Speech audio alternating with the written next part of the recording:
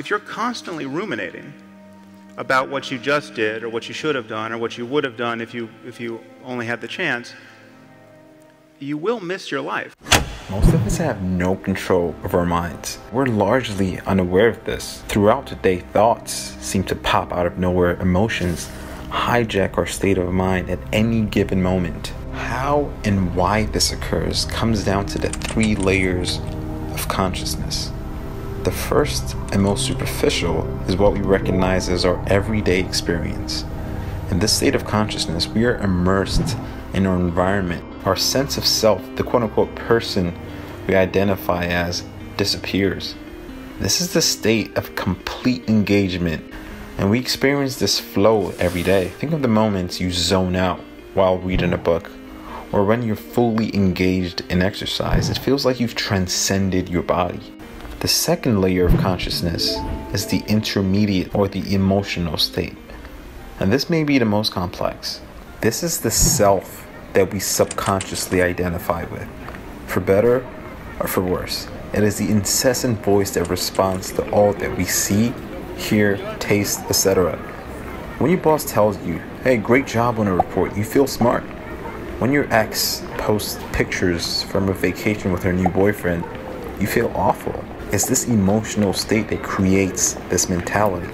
Even your opinion of this video you're watching right now is filtered through the lens of your emotional mind. It is the self that synthesizes all from the external world in a continuous narrative. This state of consciousness, though malicious at times, is essential to our everyday living. It's the stream of consciousness that recognizes an object or an idea and contextualizes it using knowledge and memories that enable us to quickly tell how we as a person feel about that idea or object.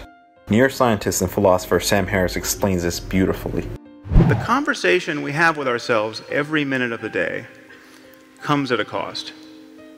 I'm not saying that discursive thought is not necessary or useful, but it is the mechanism by which most of our suffering is inflicted, the sorrow and the self-doubt and the anxiety and the fear. Thinking is useful, but being perpetually lost in thought isn't.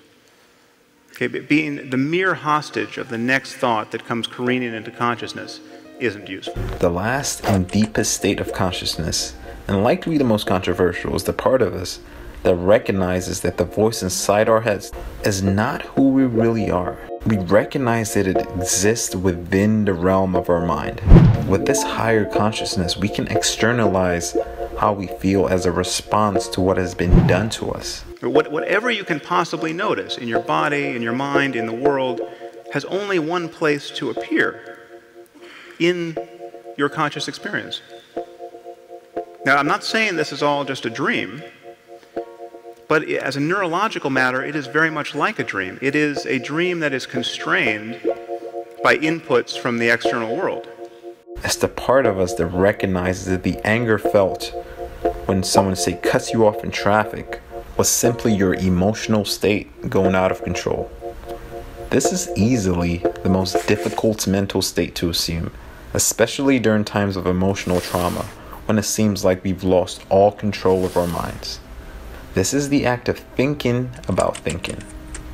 And when we do this, when we conceptualize, and not just listen and have our biased opinions, but when we truly conceptualize the layers of consciousness, we find that we are no longer stuck in our emotional state, but we've assumed a certain mental freedom, if only for a brief moment, until something else comes and hijacks your mind.